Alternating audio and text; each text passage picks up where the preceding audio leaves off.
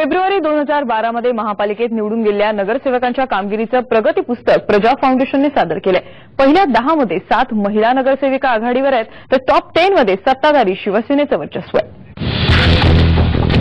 मुंबईतल्या प्रजा फाउंडेशननं प्रसिद्ध केलेलं मुंबई महापालिकेतल्या नगरसेवकांचं हे प्रगती पुस्तक। नगरसेवकांनी केलेल्या कामाचा हा आढावा।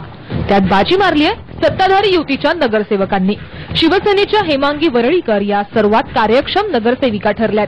वरळीकर पहिल्या क्रमांकावर तर भाजपच्या मनीषा चौधरी दुसऱ्या क्रमांकावर आहेत। शिवसेना गटनेते यशोधर फणसे हे या यादीत तिसऱ्या क्रमांकावर आहेत। एकूण अहवालावर लक्ष दिलं असता पहिल्या 10 नगरसेवकांमध्ये शिवसेनेचे 6, काँग्रेसचे 2, भाजप आणि समाजवादी पक्षाचा प्रत्येकी 1 नगरसेवक आहे।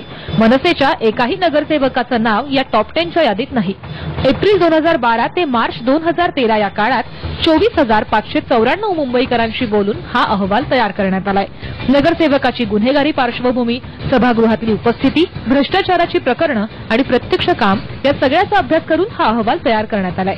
लोकांचं मत असतं की हा होता प्रॉब्लेम सॉल्व्ह करतो, कदाचित प्रश्न विचारण्यामध्ये ते कॅप्चर होत नसेल।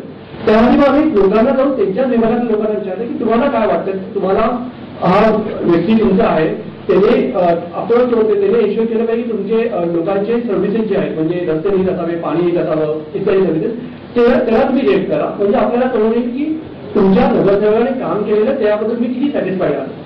आम्ही तेही कॅप्चर केलेले, ते दोन्ही आम्ही कॅप्चर केलेले। जनसामान्यांच्या काही गोष्टींबाबत लोकप्रतिनिधींना सोयर सुतक नाही। दुर्दैवानं स्वच्छ प्रतिमेचा एकही नगरसेवक मुंबईकरांना मिळालेला नाही, या बाबीही ठळकपणे समोर आल्यात। या अहवालानुसार ज्यांनी क्रमांक पटकावलाय ते लोकप्रिय आहेतच असं नाही, त्यामुळे विकासाचं राजकारण आणि निवडणुकांचं राजकारण यात फरक आहे हे पुन्हा एकदा स्पष्ट झालंय। कपालिनी सेनकर, साम टीव्ही, मुंबई।